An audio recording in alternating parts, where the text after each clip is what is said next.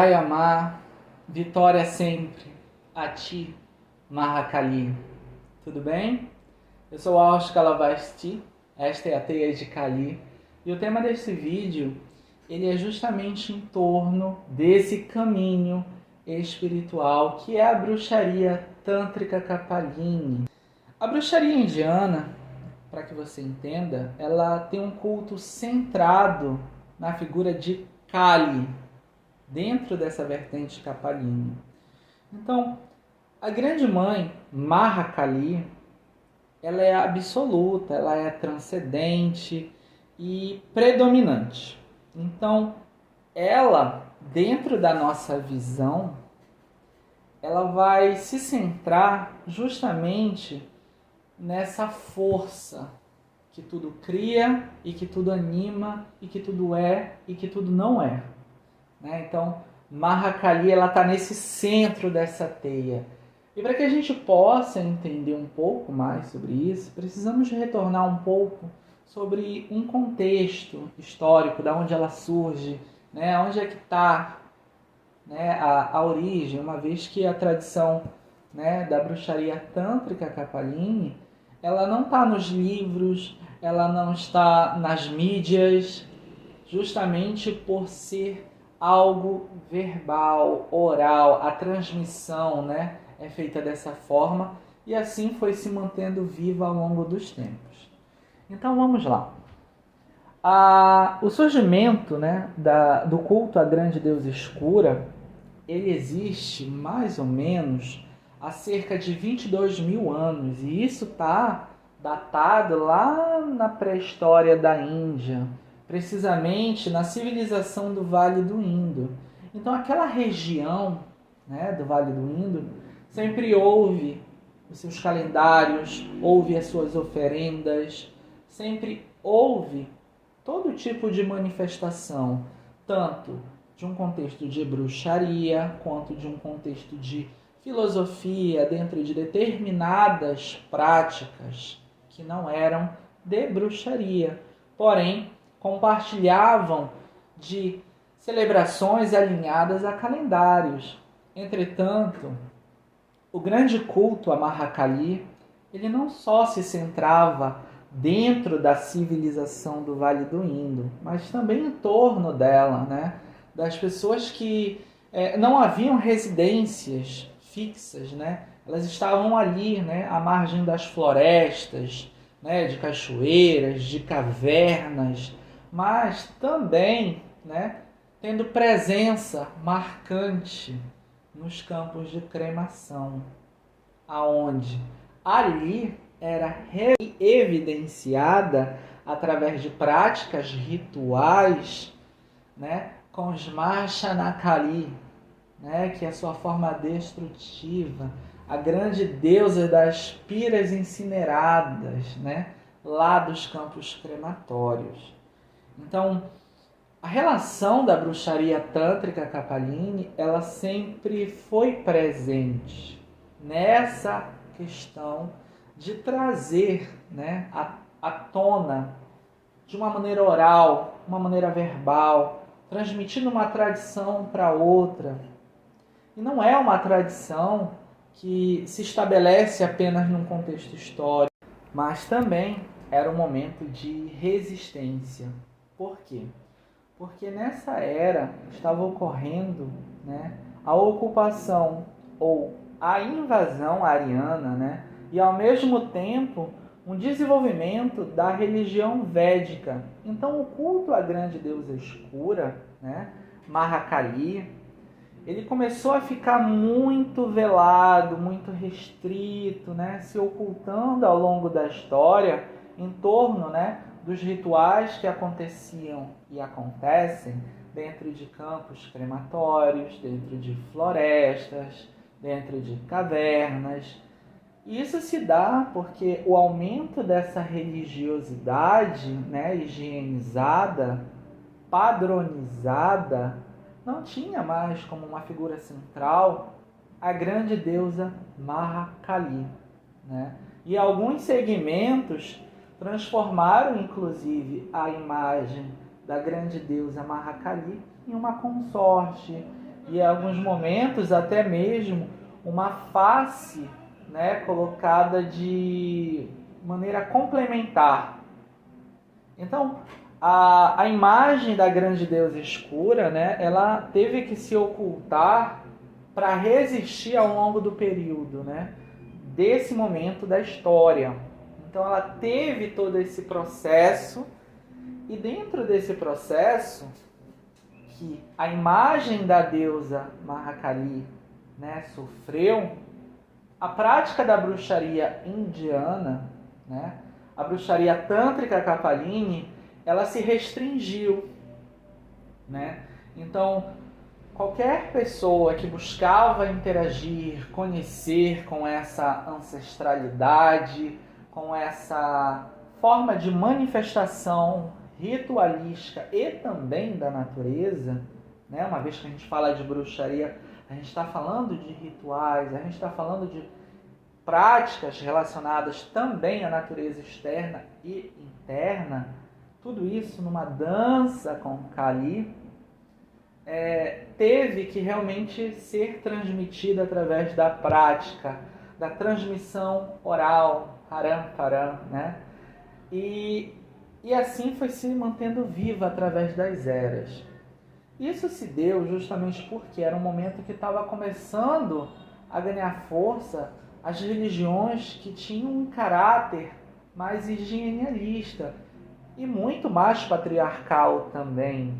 Então, a força do culto de Mahakali começou a se transformar através das eras, né? E ali ao lado tinha também a própria existência do Shaktismo, que esse sim, né, datou as suas escrituras, né? Entretanto, não era uma prática de bruxaria, mas estava ali do lado, justamente por quê? Porque tanto o Shaktismo quanto a prática da bruxaria indiana sempre olhava com um teor, né, de igualdade em termos de homens e mulheres. Isso significa que uma mulher, ela tinha e tem total condição de galgar um caminho espiritual, né, em torno de Kali, ali, e se tornar uma grande guru, uma mestra espiritual, assim como os homens.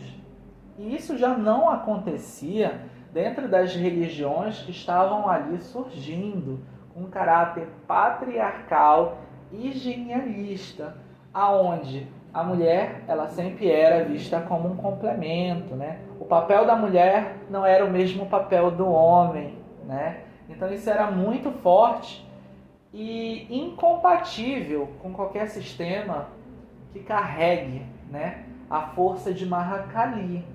Entretanto, era esse o movimento da época. Então, quando a gente vai falar, né, desse contexto de bruxaria indiana, temos que lembrar desse ato de resistência, né, também.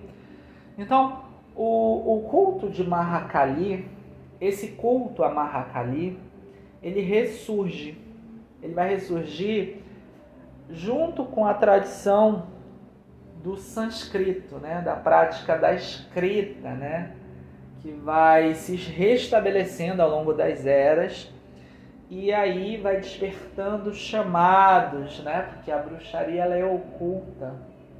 Então, a própria, né, tradição de passar adiante o sânscrito, né, começou a despertar através da literatura, através da filosofia, através dos resgates das celebrações em torno de Mahakali, esse chamado de lembrar que aquela grande deusa, ela não é uma consorte apenas, ela não é um pedaço, mas ela é o centro de toda essa criação, de manifestação. Ela cria, ela anima, ela movimenta todo esse cosmos e no final dele ela te devora também. Isso é uma grande dança, né, que traz através de uma ancestralidade ao longo das eras. Então, aqui a gente consegue observar esse contexto, né? onde ela teve ali o seu grande momento dentro da história, né?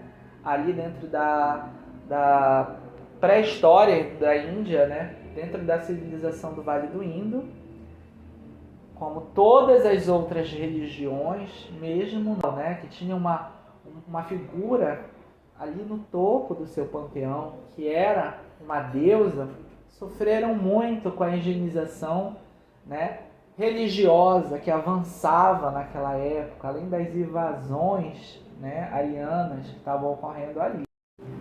Então, todas as religiões que tinham uma figura, né, feminina ali no centro do seu panteão, no centro da sua adoração, no centro das suas práticas rituais ou práticas religiosas devocionais, começaram a ser duramente, né, atacados, né, de maneira política, de maneira social, de maneira cultural, né, onde determinadas celebrações começaram a perder espaço e outras começaram a tentar assumir, né, esse espaço ao longo da história.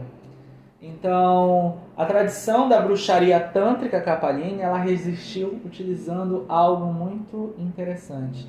Ela se manteve no presente momento o tempo inteiro. O que é isso exatamente, Austin? As tradições orais de transmissão do conhecimento, além de ser uma forma de não sofrer esse impacto literário, onde não teriam mesmo literaturas específicas para falar sobre a bruxaria, né? Isso não atingiria a existência da bruxaria tântrica Kapalini, justamente porque a bruxaria tântrica Kapalini, ela não está em tratados. O seu tantra, ou melhor, os seus tantras estão evidenciados através, né, do darshan, né, da visão concedida ali dentro de uma prática ritualística, né, do saber, né? Então, esse mesmo saber que é evidenciado através dos seus olhos, ele vai estar situado a todo instante no seu presente momento. Então, naquele movimento, daquele presente momento, as iniciações das maneiras e formas tradicionais que eram orais, mantinha vivo o grande culto e primitivo, a nossa grande deusa escura, Mahakali, né? E aí a gente começa a entender como isso vai, né, irrigando ao longo das eras até chegar aqui no tempo contemporâneo, né? Onde a gente começa a se deparar com o que exatamente, né? Os ditos caminhos aonde Mahakali atravessa. E uma forma que não tem a ver com bruxaria é a prática do yoga, né? Dentro do yoga, quando a maioria das pessoas escuta esse nome, elas vão se relacionar logo com a ideia de um yoga postural, né? O yoga dos asanas, né? Na verdade, o yoga ele é muito além disso, né? Entretanto, dentro do yoga, eu percebo que a evidência mais próxima de termos energéticos em relação a Mahakali é a vertente da Kundalini Yoga, né? Onde Mahakali ela é colocada como a própria deusa Kundalini, né? Ou Kundalini. Entretanto, eu vejo que é um caminho que, por mais que fale lindamente dentro de uma forma literária, dentro de livros, de filosofias, fica muito ainda dentro de um conceito metódico, restritivo e quadrado, com poucas evidências mesmo, né, em caráter de manifestação, né, da própria deusa. Na verdade, você consegue manifestar sua própria potência sobre aquele estudo daquele arquétipo, né?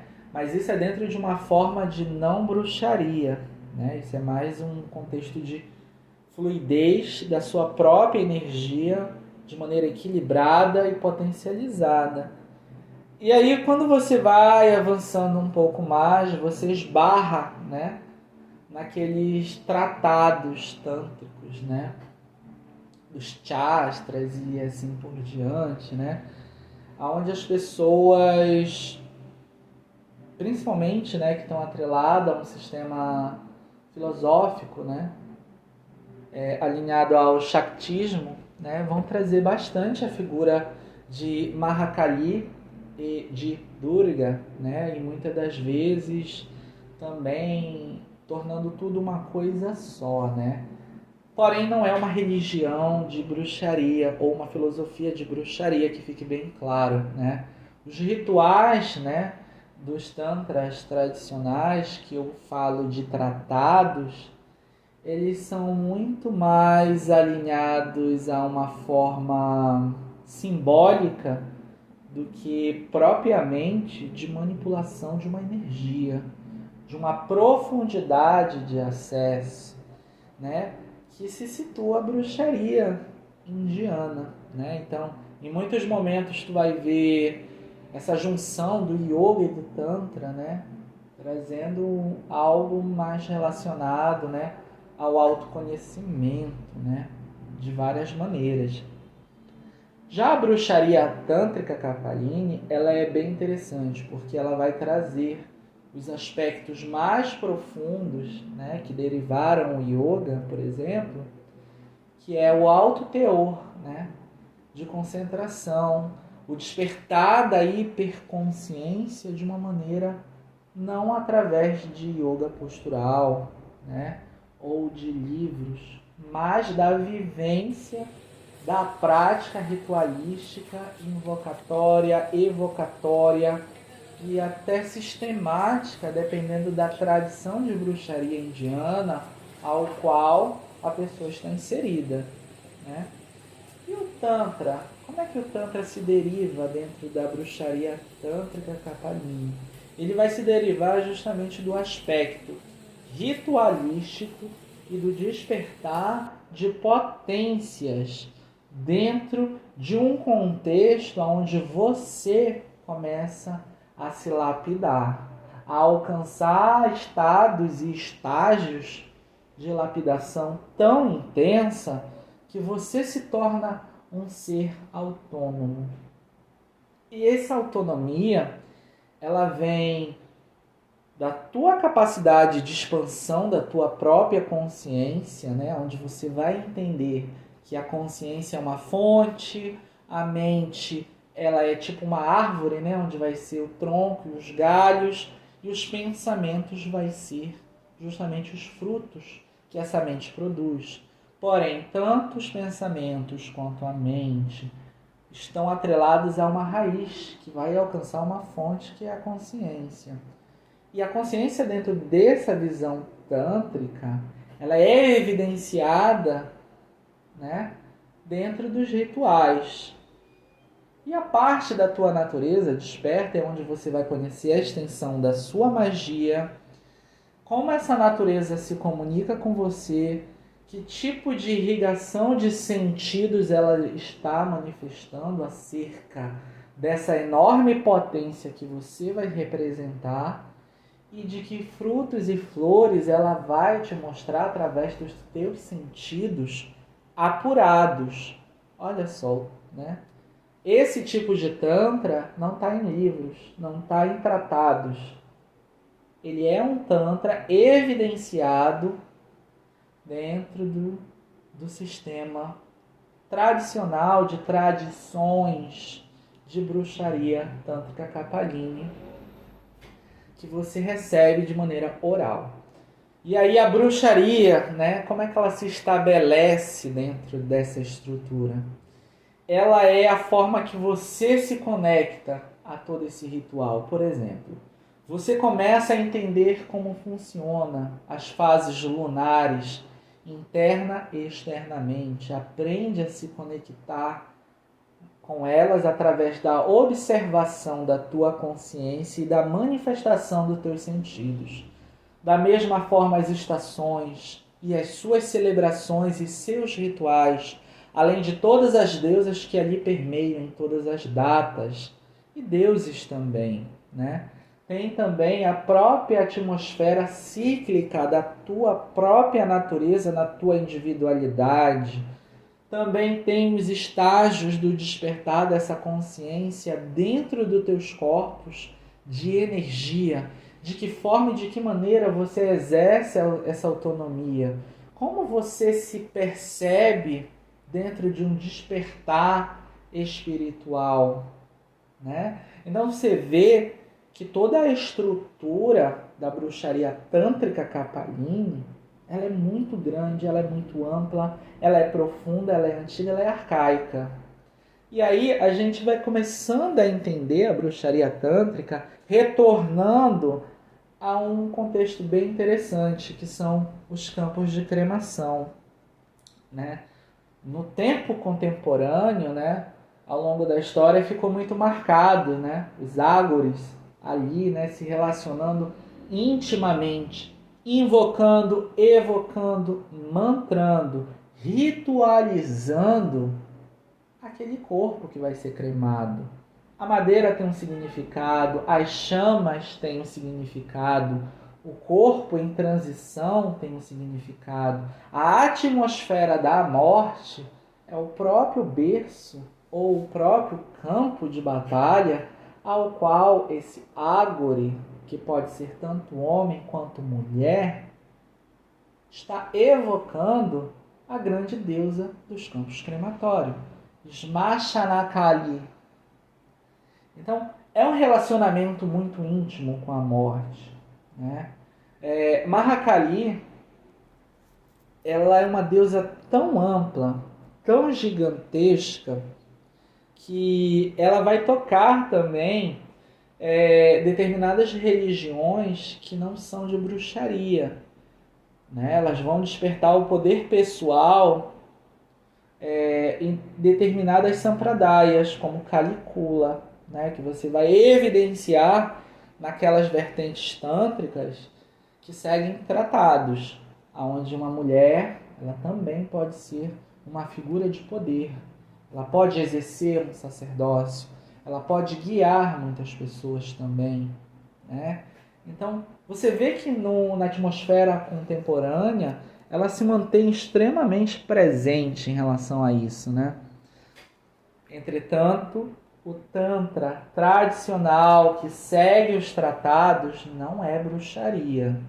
A bruxaria tântrica Kapalini, né, como foi explicado, ela tem uma visão muito além de livros, muito além de asanas, muito além de uma visão higienizada. Ela é íntima da morte a tal ponto que ela não aceita a prática da bruxaria tântrica Kapalini que mudem ou modifiquem a imagem ancestral e central de Mahakali, que é essa figura, né? Ela é negra, ela é escura, ela é a própria noite, ela é o mistério, ela é a magia, ela é a morte, ela é a destruição, ela é o renascimento. Então, quando a gente começa a compreender tudo isso, percebemos a diferença entre uma visão do yoga, uma visão do tantra de tratados, quanto da visão que une também, né, o yoga e o tantra de tratados. Então podemos concluir o seguinte: os caminhos de Kali, eles são revelados através de um chamado despertado no seu coração. E ele vai exigir, seja numa vertente de yoga, de tantra ou de bruxaria, a entrega do teu coração espiritual. Você tem que se entregar àquilo que você realmente quer viver, sem alterações, né? Você não vai fazer um caminho se adaptar, né, às tuas zonas de conforto. Você vai ser instigado a todo tempo. Você vai ser provocada a se manter forte, equilibrada, né?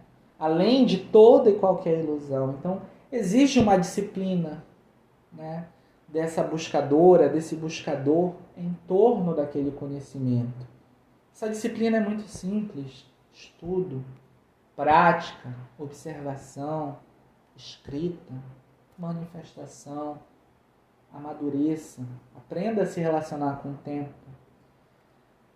Então, isso são marcas muito fortes. Além de que um caminho de bruxaria tântrico Kapalini, ele vai te fazer evidenciar os aspectos mais profundos de Kali, dentro de um processo de autoconhecimento, onde você vai redescobrir a tua real verdade para então manifestar essa potência existente na tua existência. Então é um processo que vai te exigir, né, que você conheça os teus elementos, que você evidencie as manifestações interna e externa decorrente do estado da tua própria energia. Então, não é só cuidar de uma consciência, mas é cuidar também da tua potencialidade energética e juntar tudo isso e manifestar a tua magia interna e externamente. E lembrar também o que você aprende de tudo isso. É importante. Então conseguimos entender um pouco mais do que é essa bruxaria indiana Kapalini, que existe há mais de 22 mil anos, que sobrevive e que não se limita somente aos ágores. Também tem outras formas de bruxaria indianas que não têm uma nomenclatura, apenas são bruxas e bruxos que celebram, que se relacionam e que são a manifestação da natureza, da vida e da morte, e que dançam, que brindam, que celebram, e que também são decapitadas e decapitados a todo ciclo lunar por Kali, mas também são devorados para passar esse processo de morte dentro das suas profundezas e então renascer com saberes mais conscientes e vibrantes da sua potencialidade. Então finalizamos aqui, né? Eu fico muito grato por todos que assistiram até aqui. Deixem o seu like e gratidão.